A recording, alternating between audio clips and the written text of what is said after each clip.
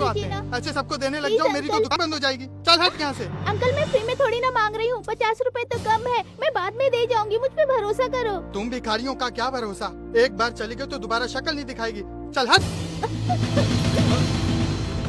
अरे भाई, बच्ची को क्यों धक्का दे रहे हो? अरे भिखारियों को ऐसे ही भगाया जाता है। अंकल थोड़े पैसे कम पड़ रहे थे, ये दवाई मेरे पापा के लिए बहुत जरूरी है। कितने पैसे कम है भाई? 50 रुपए। ये लीजिए 500 रुपए, बाकी 450 रुपए वापस कीजिए।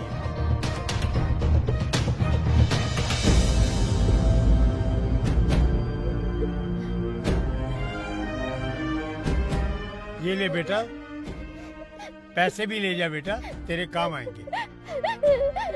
बेटा जल्दी से घर जा, अपने पापा को ये दवाई दे। Thank you uncle. जा। इस लड़की का बाप मरे ना मरे, लेकिन ये बुड्ढा जरूर मरेगा, ऐसे परोपकार करता रहा तो।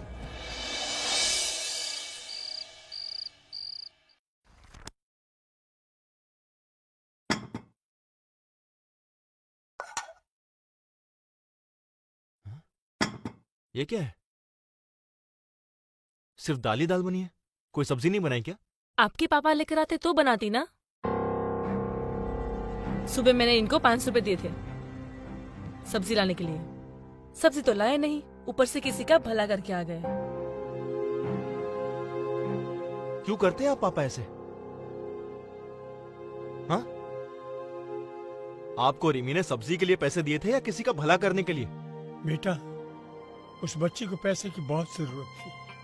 हाँ, तो उसे पूरे पैसे देने की क्या जरूरत थी? 10-20 रुपए देकर भी तो आप पीछा छुड़ा सकते थे ना। हाँ? अब देखिए, आपके इन्हीं चक्करों की वजह से हमें दाल रोटी खानी पड़ रही है। और रिमी, तुम पापा को दोबारा पैसे देकर बाजार नहीं भेज सकती थी क्या? इनका क्या भरोसा, कहीं वापस कोई जरूरतमंद मिल जाता तो उसे भी पैसे देकर वापस खाली हाथ घर लौटाती। तुम कोई नौकर क्यों नहीं रख लेती हो? अगर नौकर रख लिया तो घर में पड़े पापा क्या करेंगे? अरे पर कम से कम ये सब तो नहीं होगा।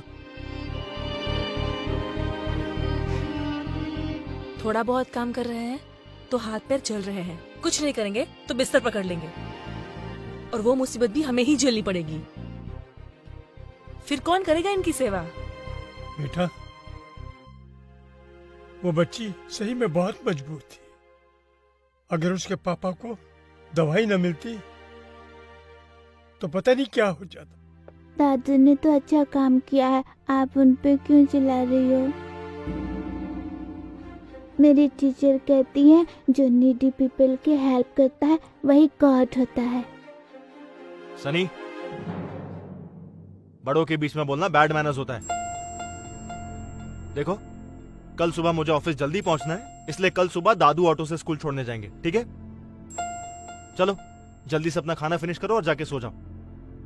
आपका बेटा तो दाल को हाथ भी नहीं लगाता, आज इसे भूखा ही सोना पड़ेगा। मम्मी, टीचर कहती है पल्सेस में खूब विटामिन होते हैं, हमें खाने चाहिए। दाल तो मैं जरूर खाऊंगा। तो ठीक है, सभी आज दाल ही खाओ। दादू, कभी कभी दाल भी खानी चाहिए, सेहत के लिए अच्छी होती है। दो।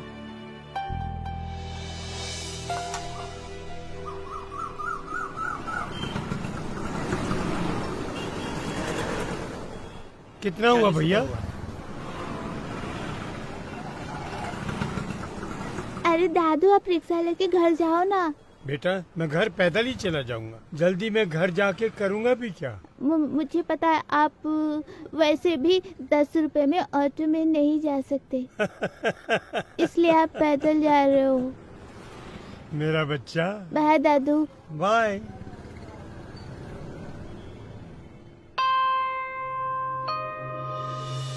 क्या हुआ बेटा? दादू, टीचर ने भी कहा था भगवान जब भी दुनिया में आए उन्हें लोगों ने बहुत दुख दिया, लेकिन भगवान तो नीडी पीपल की हेल्प करते हैं, तो पीपल उनको क्यों दुख देते हैं? बेटा, जब इंसान किसी दूसरे इंसान के काम आएगा तो भगवान को यहाँ आने की जरूरत ही नहीं पड़ेगी। हमारे अंदर इंसान का दिल होना चाहिए। हाँ दादू। और मुझे यकीन है कि तुम भी नीडी पीपल की हेल्प करोगे। मैं भी नीडी पीपल की हेल्प करूंगा। मैं आप जैसा ही बनूंगा। हाँ, मुझे पता है बेटा। चलो बेटा।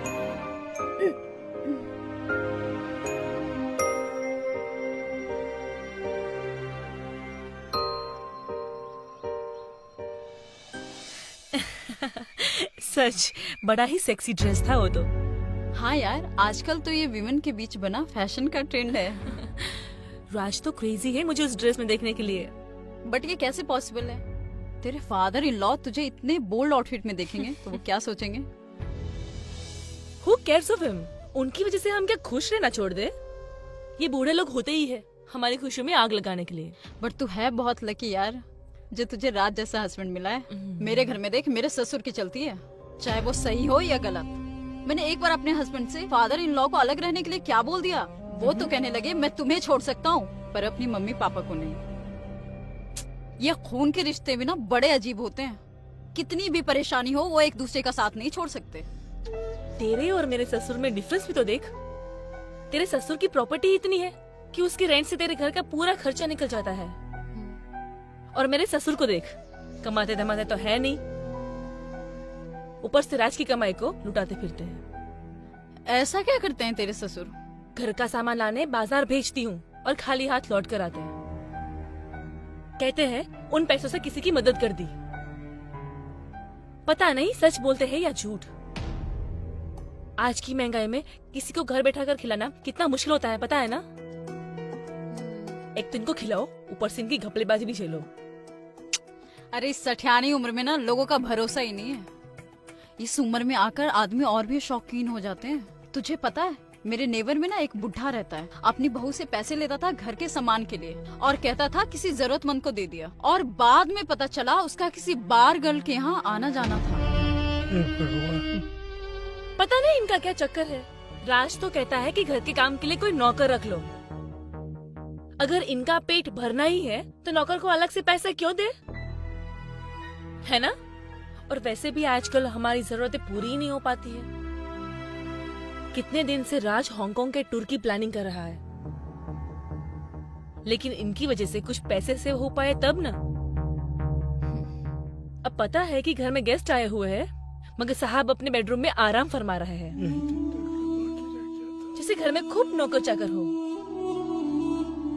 अरे पापा, देख नहीं रहे हो क्या? घर में मेहमान आए हुए हैं, जरा चाय तो बना दीजिए।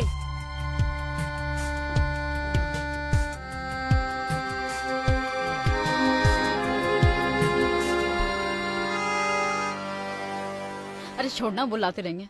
और बता, तूने और कौन सी ड्रेस देखी?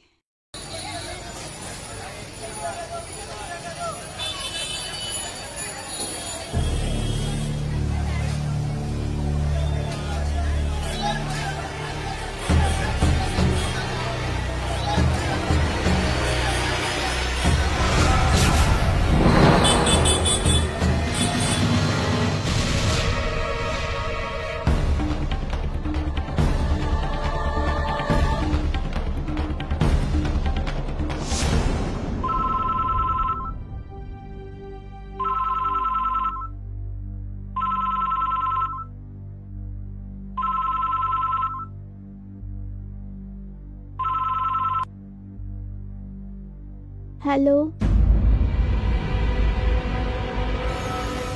ठीक है अंकल, मेरे दादू का ख्याल रखना। मैं अभी अपने डैडी को भेजता हूँ। किसका कॉल था बेटा? दादू बेहोश हो गए। तो अभी इनका नया नाटक शुरू हो गया।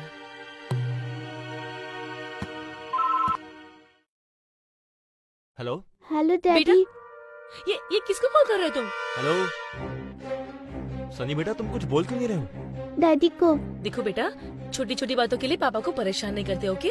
तुम जाओ जाके खेलो, दादू आ जाएंगे, ओके? हेलो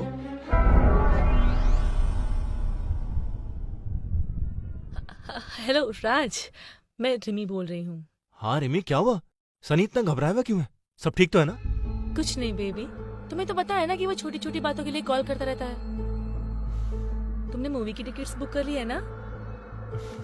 डार्लिंग, संडे को तो मैं सिर्फ तुम्हारी ड्यूटी करता हूँ। तो ये बात कैसे बोल सकता हूँ मैं?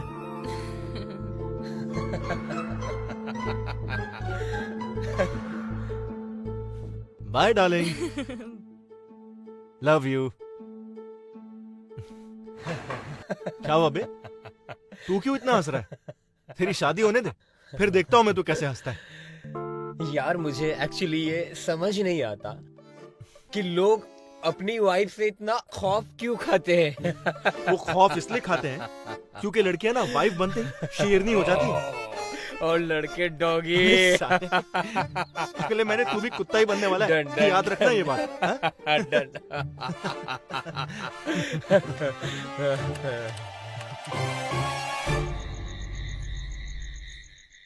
सनी, अरे मार क्यों रही हो मेरे बेटे को? बेटा, तुम्हें मैंने पैसे किस लिए दिए थे? टीचर को देने के लिए। फिर पैसे कहाँ गए? स्कूल में मुझसे कहीं गिर गया।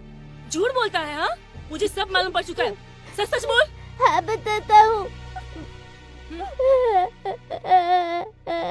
बोल। रन के डैडी एक्सपायर हो चुके हैं। उसके मम्मी के पास जॉब भी नहीं है। अगर उसकी फीस डिपॉजिट नहीं होती तो टीचर उसे स्कूल से निकाल देती। कितना अच्छा काम किया मेरे बेटे ने।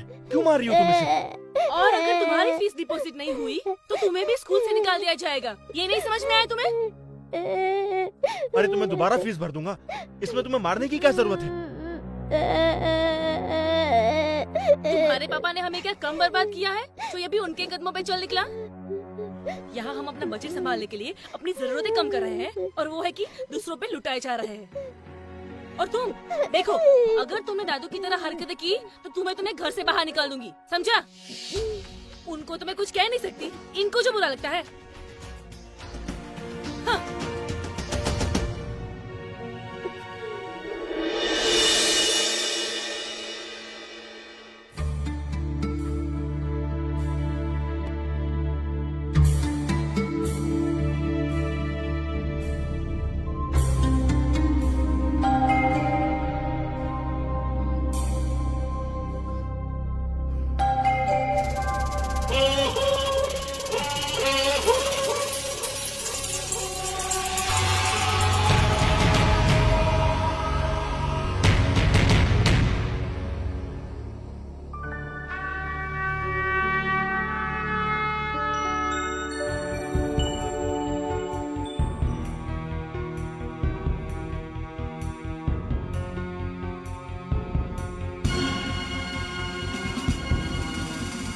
पैसे लाए तो मैं कहाँ चले गए?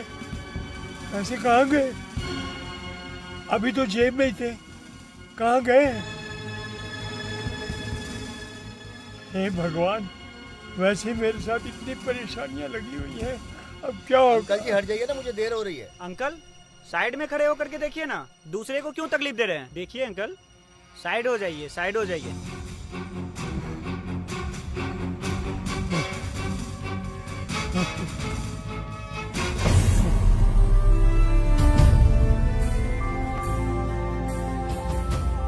ऐसे तो है ही नहीं जी। मैं तो लाया था, कहाँ चले गए? क्या जवाब दूंगा उनको मैं? पहले मेरे ऊपर बड़ी मुसीबत पड़ी रहती है, क्या जवाब दूंगा?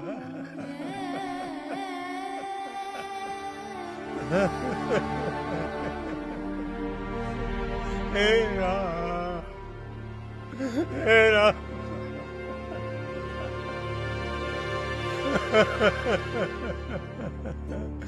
अब क्या करूंगा मैं?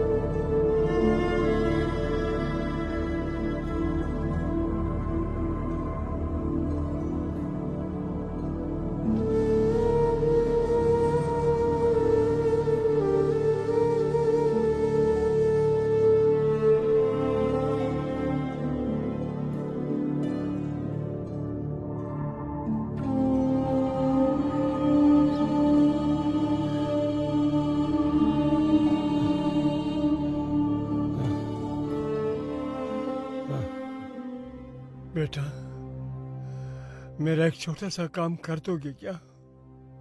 सनी के आने से पहले मुझे कहीं छोड़ दोगे क्या?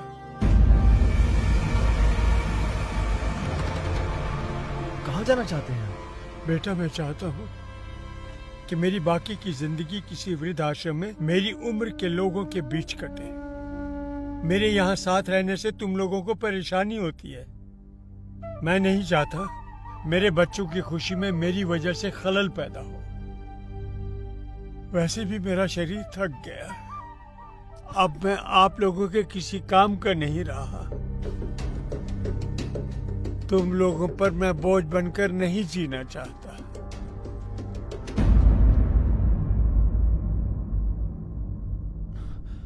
और सनी को कह देना, मैं उसके जन्मदिन पर मिलने जरूर आया करूंगा। लेकिन पापा अब सनी की बिल्कुल टेंशन ना ले, उसे मैं समझा दूंगी। आपने जो डिसीजन लिया है ना, वो बहुत सही लिया है। और वैसे भी आजकल आपके साथ रहकर वो बहुत बिगड़ गया है, हमारी कोई बात नहीं सुनता। और वैसे भी राज, पापा ने जो डिसीजन लिया है ना, वो बहुत सही लिया है। वो वहाँ खुश रहेंगे और हम यहाँ। पर रीमा, मेरी बात तो देखो, तुम अब जल्दी जाओ, डिले मत करो।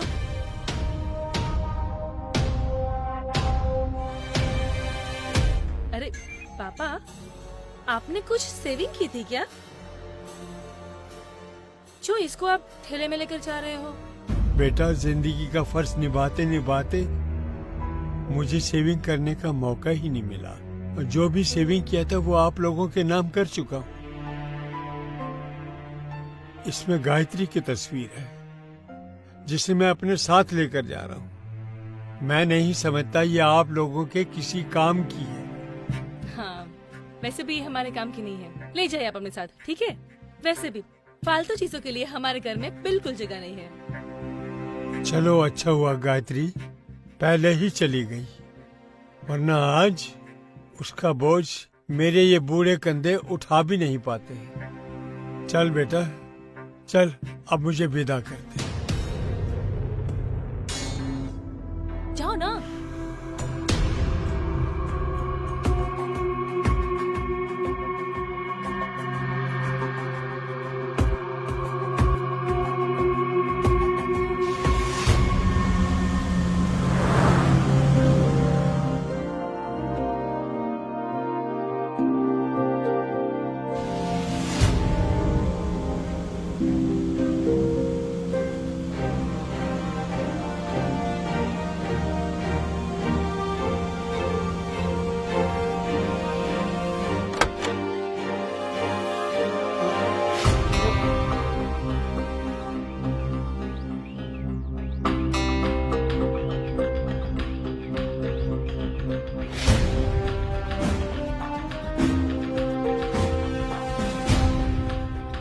चल गायत्री, हमारी किस्मत में नियति ने ये जगह पहले से ही निश्चित कर रखी है।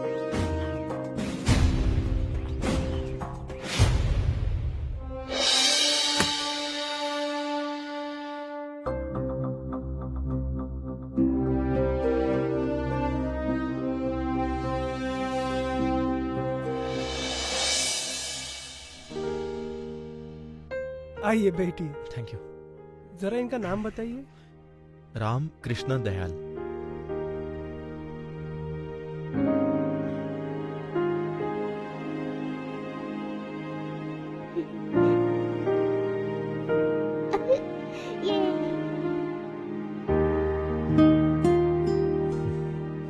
अरे वाह, मैं ये पहला आश्रम देख रहा हूँ जहाँ बूढ़ों और बच्चों को एक साथ सहारा मिला है। जी हाँ, दोनों अपने अपने घर वालों को मिस ना करे, इसलिए दोनों के लिए एक ही आश्रम बना है। यहाँ दादा दादी अपने पोती और पोतियों को पाल लेते हैं और पोते पोतियाँ अपने दादा दादी को। क्या बात है।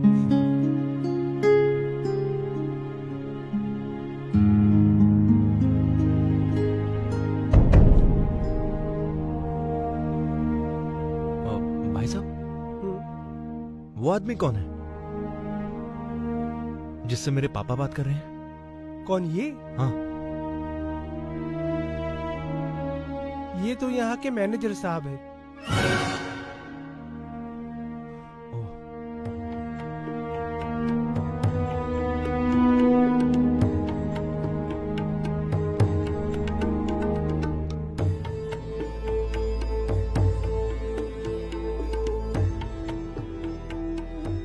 आपने मुझे किस लिए बुलाया है? कुछ काम था? सर वो मुझे आपसे कुछ पूछना था। कहिए, क्या पूछना है? सर मुझे एक सेकंड सर, सो सॉरी। हाँ बोलो रिमी। बोझ से छुटकारा मिला कि नहीं? देखो मैं अभी किसी से बात कर रहा हूँ, तो मैं कॉल बैक करता हूँ। हाँ ठीक है। अच्छा रुको, मेरी बात सुनो। उनसे कहते ना कि सन्नी के बर्थडे पर भी आने की जरूरत नहीं है, क्योंकि मैं नहीं चाहती कि मैं सनी पर उनकी परछाई तक पड़े। ठीक है? मैंने तुमसे कहा ना, फोन रखो, अभी बाद में कॉल करता हूँ तुम्हें। Okay fine.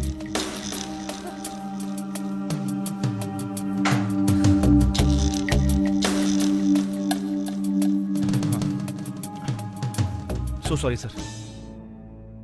सर वो मैं आपसे पूछ रहा था कि जहां तक मुझे पता है मेरे पापा यहाँ पहली बार आए हैं, लेकिन वो आपसे बातें तो ऐसे कर रहे थे जैसे वो आपको बहुत टाइम से जानते हो। बड़ी पुरानी पहचान है इस जगह से उनकी, मुझे अच्छी तरह से याद है।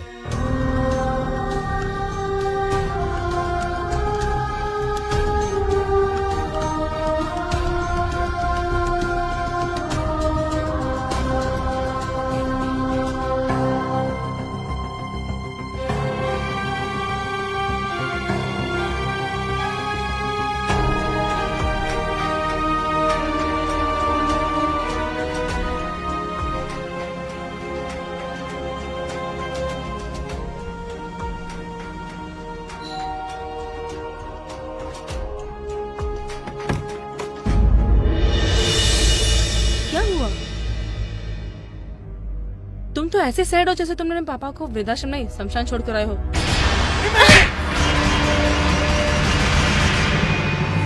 तुमने अपने बाप के लिए मुझ पे हाथ उठाया। वो बाप नहीं है, भगवान है मेरे। भगवान?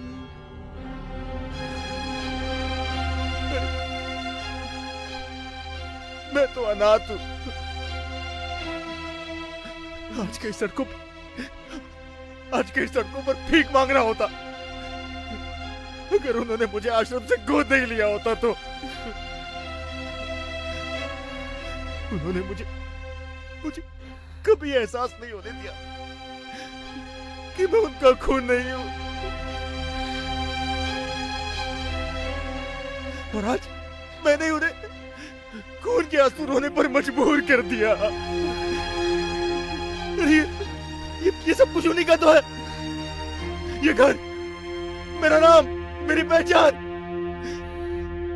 यहाँ तक कि तुम भी।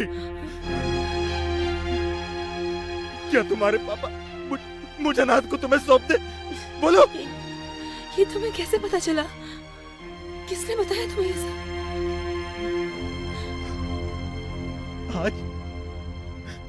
आज वो आश्रम का मैनेजर मुझे ये सब नहीं बताता तो मैं जिंदगी भर अपने भगवान से अनजान रहता। बड़ी पुरानी पहचान है इस जगह से उनकी, मुझे अच्छी तरह से याद है कि वो आज ही का दिन था। आज से 30 साल पहले वो अपनी पत्नी के साथ यहाँ एक अनाथ बच्चा गोद लेने के लिए आए थे। वो जरूर तुम ही हो बेटा। किस्मत का खेल देखो, आज ही के दिन वो तुम्हें यहां से गोद लेकर गए थे और आज ही के दिन तुमने यहां पर छोड़ने आए हो। खून खून में फर्क पैदा कर दिया है तुमने। आज तुमने दिखा दिया कि अपना खून अपना ही होता है। अगर तुम उनका खून होते तो कभी इन्हें खून के आंसू नहीं रुलाते। सच तो ये है कि मैंने उनको तकलीफ पहुंचाने में कोई कमी नहीं चाहती। मैं एक अच्छी बहू और एक अच्छी पत्नी कभी बन ही नहीं पाई। मैंने ही तुम्हें उनके खिलाफ भड़काया। मुझे माफ कर दो राज, मुझे माफ कर दो। मुझे माफ कर दो राज। मैंने कौन सी इज्जत रखी है उनकी?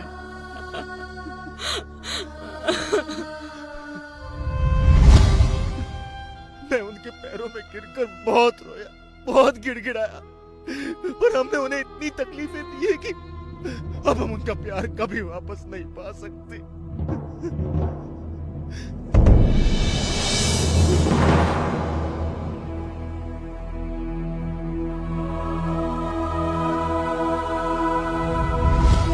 राज, तुम प्लीज मुझे उनके पास ले चलो। मैं उनके पैरों में तब तक सर पटकती रहूंगी जब तक वो हमें माफ नहीं कर देते।